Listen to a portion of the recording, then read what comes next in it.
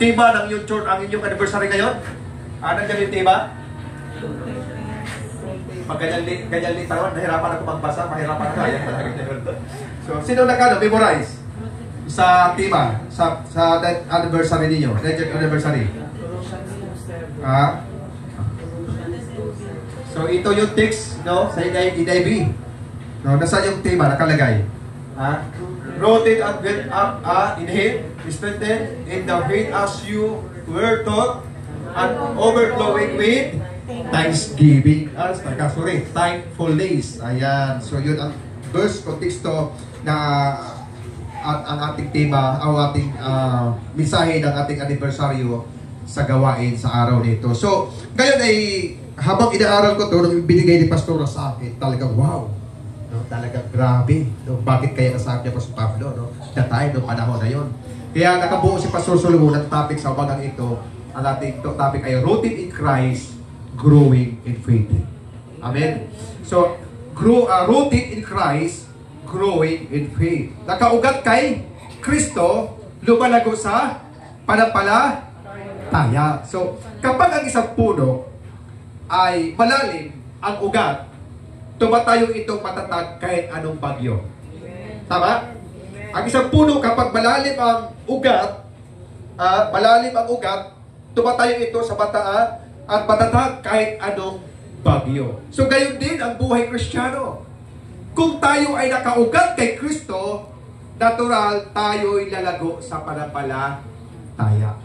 So yun po ang ating lalakbayan ngayon. Rooted in Christ, growing in faith na ating lalakbayan, mga kapatid. Sa Kulusas 2, umpisa natin sa 6, no? Kulusas 2, kabanatang 2, talatang 6 hanggang 7. Ito ang sabi ng Kulusas, chapter 2, verse 6 to 7. Ano sabi niya? Yamang tinanggap ninyo si Kristo, Jesus bilang Panginoon.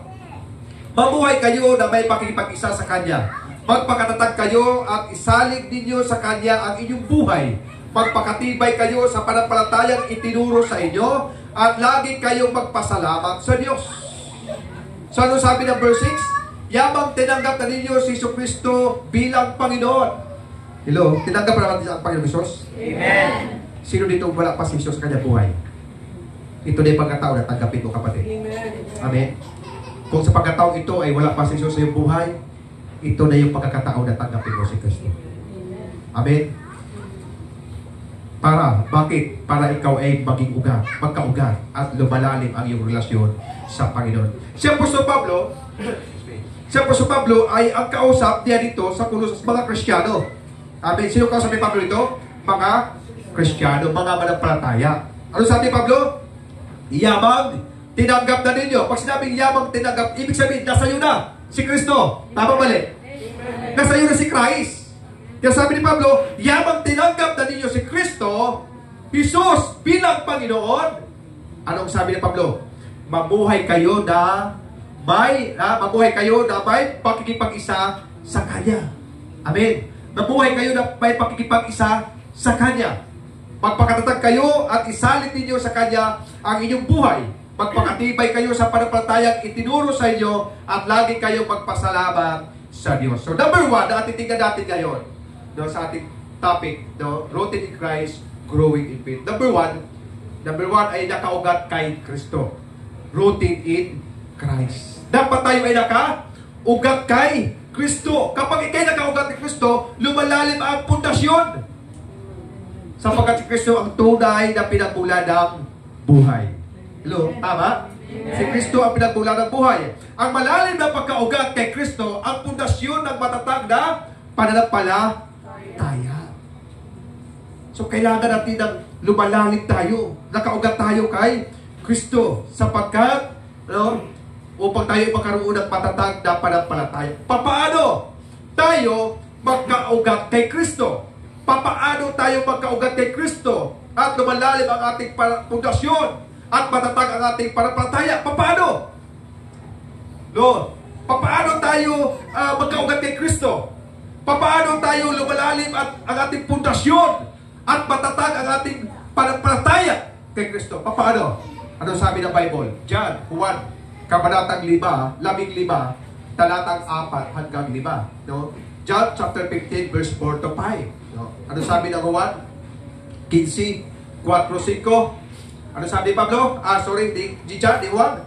Manatili kayo sa akin at manatili din ako sa inyo. Hindi magbubunga ang sagang hindi nanatili sa puno. Gayon din naman, hindi kayo magbubunga kung hindi kayo mananatili sa akin. Ako ang puno ng ubas at kayo ang mga sanga. Ang manatili sa akin at ako sa kanya, ang siyang nagbubunga ng sagana sapagkat wala kayong magagawa kung kayo'y hiwalay sa akin. Paano? Paano tayo magkaugat kay Kristo at lumalalim ang ating pundasyon at matatag ang ating pananampalataya? Paano? Mananatili. Sabi mo sa katabi, mananatili. Amen. Sabi sa iba, magpabili. Di ba? Paano sabi sa waray? Yung manatili sa waray, paano? Pabilit ihap. Parehan lang ano. Kunti lang ano sa sibuan at saka waray. Kung nasa ano lang, no? So, magpabilid kay Kristo. Hello? Magpabilid aron tayo ay magkakaugat sa Kanya. Amen? Ang sikreto pala, para tayo ay magkaugat kay Kristo, kailangan magpabilid ta sa iyaha. Amen? Magpabilid. At kapag kita napabilid, anong resulta? Kapag ang tao ay natili kay Kristo, anong resulta? Anong resulta? Ito ay magbubunga. Amen? Sabi niya, hindi magbubunga ang sagang, hindi nanatili sa puno. Kaya hindi naman, hindi kayo magbubunga, kundi kayo manatili sa akin.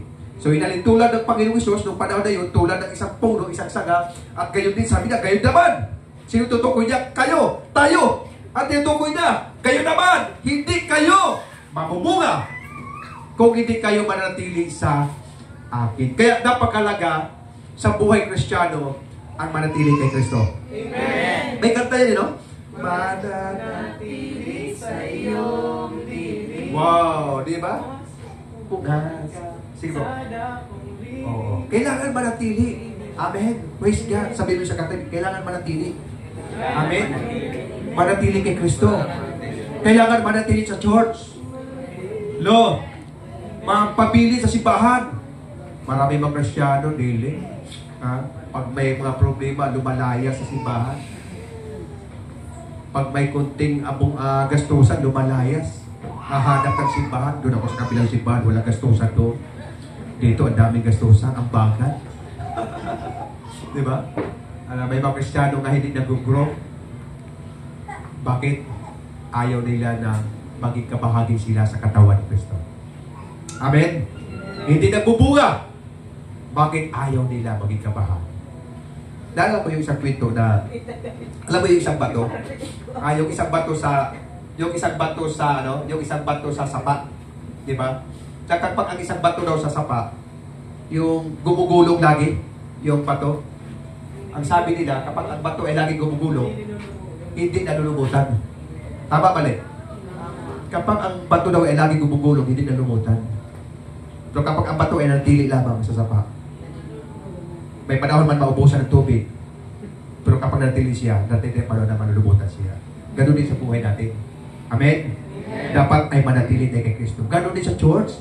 Dapat, mga kapatid, manatili tayo sa church natin. Sa church na kinabibilangan niyo. Amen? Para tayo lumago. Para tayo mag-grow. Para tayo magbunga. Para tayo magamit sa Panginoon. Hello? Praise God. Palapakan din ang Panginoon. Hallelujah. So dapat ang sikreto para tayo ay magkaugat kay Kristo at lumalalim ang ating pundasyon at matatag ang ating pananampalataya, ang sikreto ay mananatili sa ating Panginoon. Ang pagkakaugat ay nangahulugan ng ugnayan. Amen. Pagsandig, yung pagsalik, pagtitiwala at katatagan. Kapag mababaw ang ugat, madali matumba kapag may unos sa buhay. Amen? Kapag mababaw ang ugat, kapag ang puno ay mababaw ang ugat, madaling matumba. Amen? Madaling siya matumba. Bakit? Ang kanyang ugat ay nasa ibabaw lamang, walang silalim. Madali siya matumba. No? Marami mga puno na madali lang itumba siya. Bakit? Mababaw ang kanyang ugat. Pero mayroong mga puno na kahit gaano kalakas ng bagyo, nanatili na katayo. nung dumating ako sa San Jose, doon ako sa San Jose nagpapastor. Mayroon siyang puno na itinuro sa akin ng Diyos. Sabi niya, alam mo, Pastor, yung puno na yan, maraming naligtas na buhay. Ha? Oh, nakatayo pa siya. Although nagkabalik-balik ang saga. Yung mga saga niya nagkabalik-balik na, putol-putol. Pero yung puno, nakatayo pa. Alam mo kung ano yung puno? Yung baliti. Alam niyo yung baliti na puno? Ha? Ano napansin niyo sa baliti? Ano napansin niyo sa puno ng baliti? Maliban sa malaking puno. Ano napansin niyo? Maraming ugat. Napansin niyo baliti? Ang baliti ay maraming ugat. At ang ugat ng baliti, maliban sa marami, mayroong malaki, mayroong mga maliit. Pero karamihan, ang ugat sa baliti napakalaki. At ang ugat sa baliti ay lumalalim. Kaya isipin mo yung Yolanda, napakalaking Yolanda, napakalakas. Malapit lang sa dagat eh. Siya lang ang nakatayo. Yung baliti na yun. At sabi nga ng kwento ng youth ko, maraming naligtas sa puno na yan. Oh, grabe, no? Bakit? Bakit nalampasan ng baliti yung bagyong Yolanda na yun? Hindi siya nabuwal. Hindi siya natumba. Sapagkat maraming ugat, lumalalim ang ugat. Ibig sabihin na kapag maraming ugat at lumalalim ang ugat, matibay ang puno. Amen? Hello? Kaya kapag tayo ay lumalalim, nakaugat kay Kristo, lumalalim kay Kristo, hello? Hindi ka kayang itumba ng mga bagyo sa buhay. Woo! Ang pagkakas ng Panginoon. Praise the Lord. Amen? Kaya tingnan nyo ba Kristiyano na hindi malalim ang ugat? Kunting lang, discouraged na. Hindi na magsimba. Oh. Kunting unos lang. Kunting hamon lang sa buhay. Hindi na magsimba. Ayaw ko dito sa church. Ang daming dito. Ang daming problema. Walang church. Walang church na walang problema. Walang perfectong church. Hello? Ang problema, maraming Kristyano naghanap ng perfectong simbahan. Gusto ko yung simbahan na ganito, malaki. Gusto ko, wala. Diba? Gusto ko yung simbahan na laging may kainan. Ayaw ng problema, no? Gusto nila yung ayaw na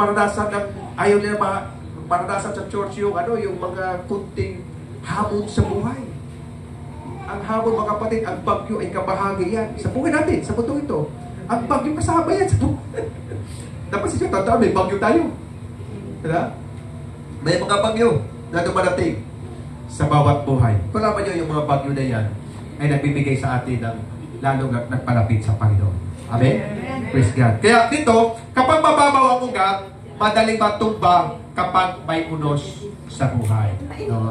So isang punong kahoy na maganda sa labas pero mahina ang ugat, madaling bumagsak. Maraming mga puno, ang ganda tignan. Wow! Diba? Maganda tignan yung mga puno na yun. Pero mahina pala ang ugat, mahina ang tibay. Diba? Marami ba Kristiyano? No? Marami ba Kristiyano? Ang ganda tignan sa panlabas. Lo! Ha? Tasik kayo ba? Tasik! Pero pagdating sa kasubukan, nawawala. Amen. Hindi lang napansin sa cross niya, hindi na kamayan, hindi na magsimba. Lo. Hindi lang matiks, hindi na magsimba. Hindi na makita si Kristi, hindi na magsimba.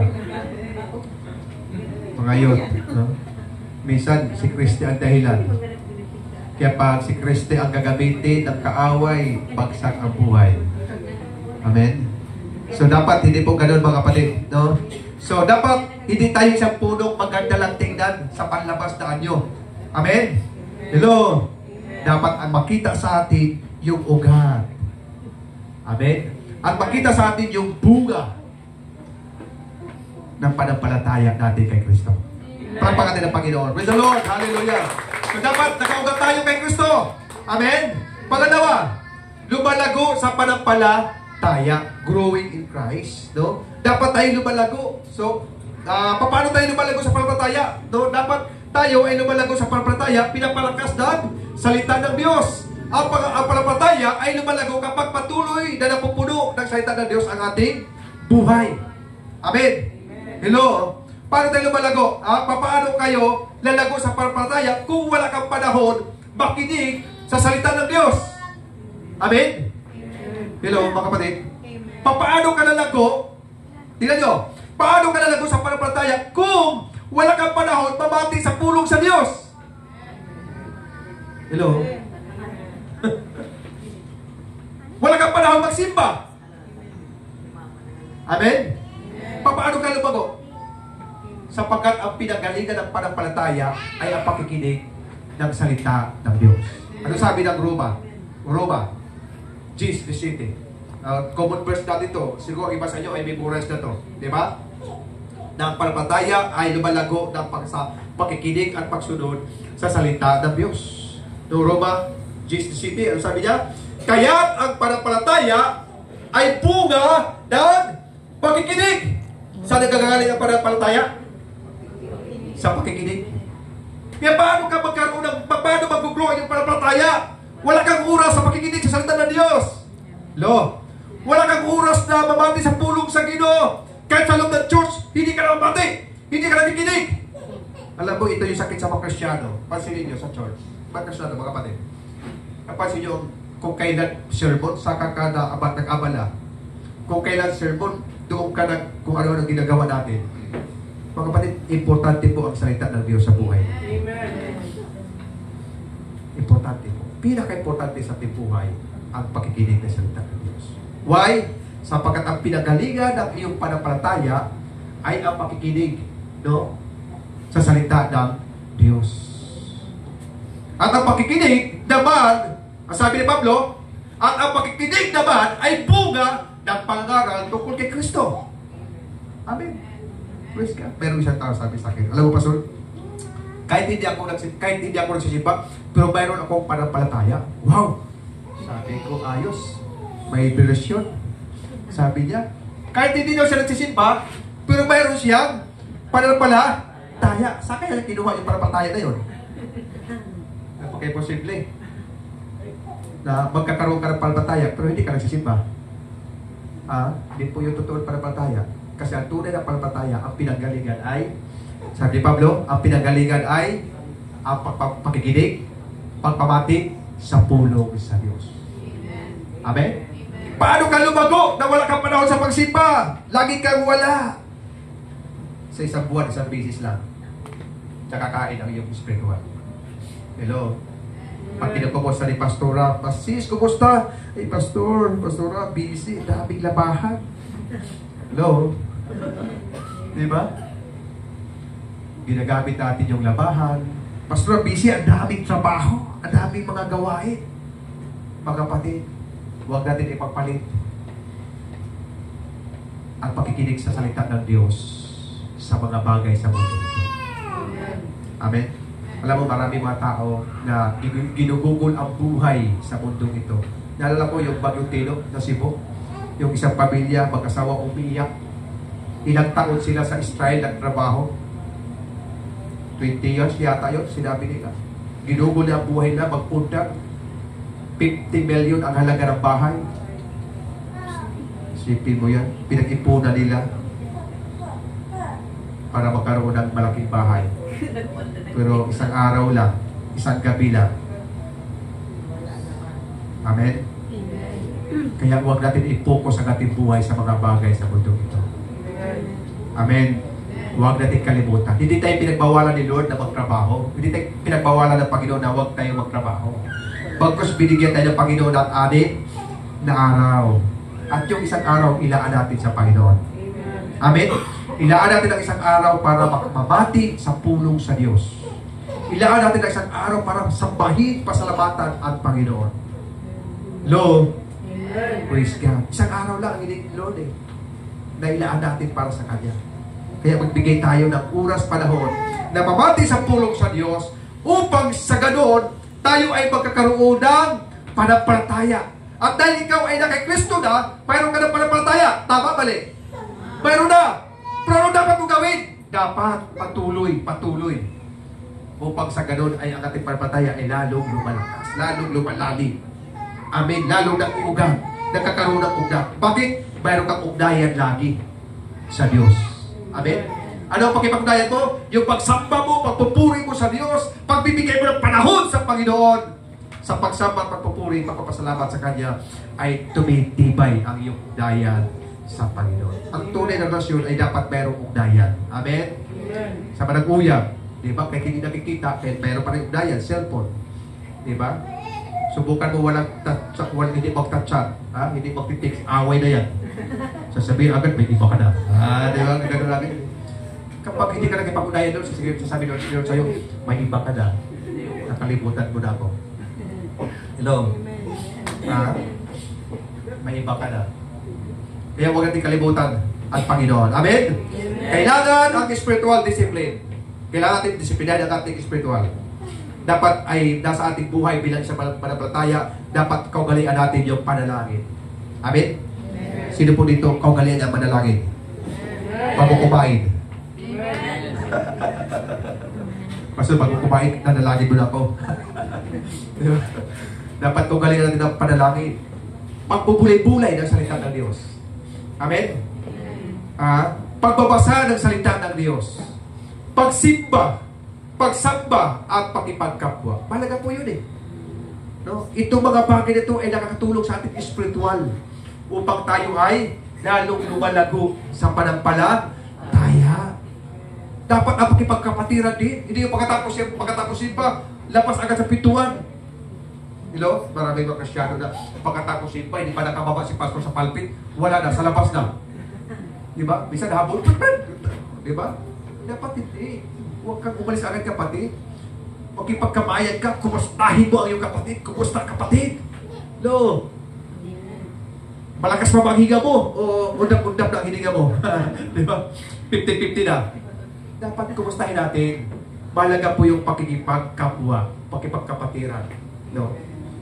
Mahalaga po sa ating samahan, sa ating pagsisimba sa Panginoon. At minsan mga kapatid, ang Diyos ay gumagamit ng pagsubok para patatagin at paularin ang ating panampalataya. Minsan inayaan ng Diyos na tayo'y makaranas ng mga pagsubok at maranasan natin ng mga pagsubok, hindi para pahirapan. Hindi pinatulog ng Lord ang mga kasubukan sa buhay natin para tayo'y pahirapan. Hindi po. Kundi para tayo'y maging matatag sa panampalataya. Ano sabi ni Santiago? Sino magbasa? Santiago 1:2-4. Sige, basahin nyo ka sa Bible nyo. Santiago chapter 1 verse 2-4.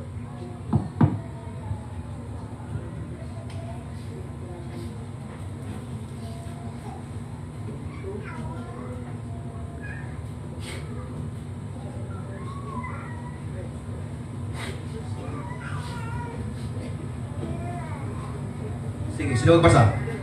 James 1:4.